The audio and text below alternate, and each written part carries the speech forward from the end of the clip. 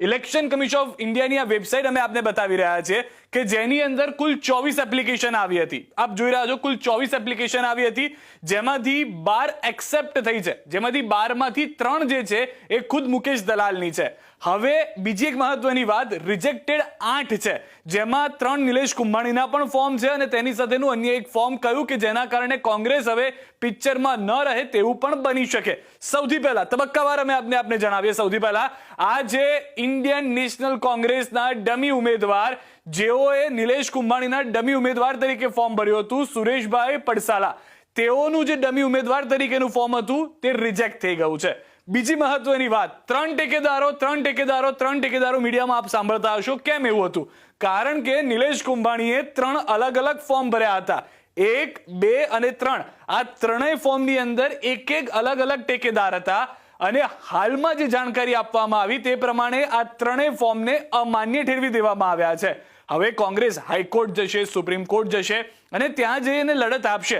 પરંતુ હાલની જે પરિસ્થિતિ, જ્યારે અત્યારના તમે આ વિડીયો જોઈ રહ્યા છો, એ પરિસ્થિતિ પ્રમાણે ફક્ત 12 લોકોમાંથી 3 ફોર્મ જે મુકેશ દલાલ એટલે કે ભાજપના ઉમેદવારના છે તેને છોડીને ભાજપની સામે હવે ફક્ત 8 ઉમેદવારો બચેલા છે, જેમાં સૌથી પહેલા ઉમેદવાર છે સોહિલ શેખ કે જેઓનું પાર્ટીનું નામ છે લોગ પાર્ટી કે જેઓ માન્ય રહ્યા છે. ત્યારબાદ છે ગ્લોબલ રિપબ્લિકન પાર્ટીના જયેશભાઈ મેવાડા કે જેઓ પણ ભાજપની સામે હાલમાં ઉમેદવાર તરીકે બીજા નંબર પર છે.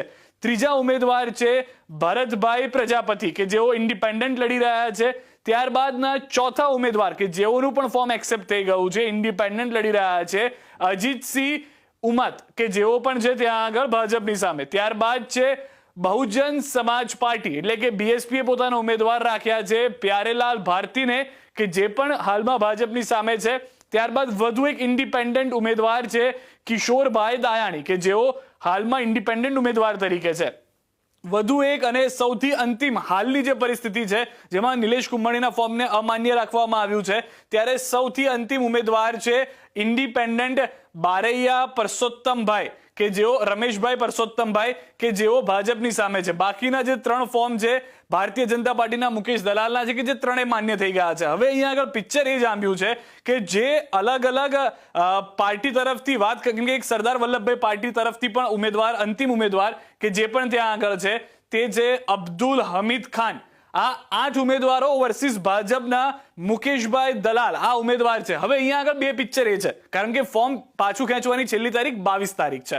જો 22 તારીખ સુધીમાં મુકેશભાઈની સામેના બાકીના લોકો ફોર્મ પરત ખેંચી લે તેવી પરિસ્થિતિ બની જાય, જે પણ ઇન્ડિપેન્ડન્ટ છે, જે પણ બીએસપી માંથી આવેલા છે કે કોઈ પણ પાર્ટીના છે, તો સુરતની જનતાએ વોટ કરવાનું પણ ન આવે. 7મી મે જ્યારે આખું ગુજરાત વોટ કરતું હશે 26 બેઠક પર, ત્યારે 25 બેઠક પૂરતું રહી જાય અને સુરતની જનતા ઘરે બેઠી બેઠી ન્યૂઝ 18 ગુજરાતી ઉપર શક્યતાઓ એવી છે કે મતદાન રાજ્યમાં કેવી રીતે થઈ રહ્યું છે તે જોતી હોય.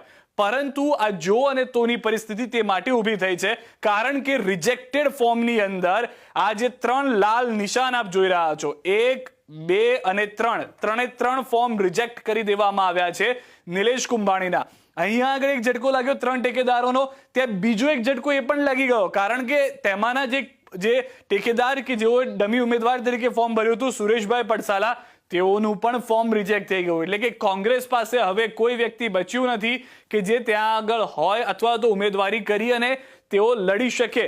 સૌથી વધારે મહત્વની વાત એ છે કે 22/4/2024 દિવસ મહત્વનો તે માટે કારણ કે જો એ 22/4 એટલે કે સોમવાર સુધીની અંદર કોઈ પણ અન્ય ઉમેદવાર કે જેઓ 8 ઉમેદવારે ફોર્મ ભર્યા છે તે પાછા ખેંચી લે છે તો મુકેશ દલાલ એકમાત્ર બચશે, એટલે કે ભાજપ એકમાત્ર બચશે અને તે બિનહરીફ પણ થઈ શકે એમ છે. પરંતુ આ જો અને તોની વાતની અંદર એ પણ મહત્વની વાત છે કારણ કે નિલેશ કુંભાણી હાઈકોર્ટ જઈ રહ્યા છે.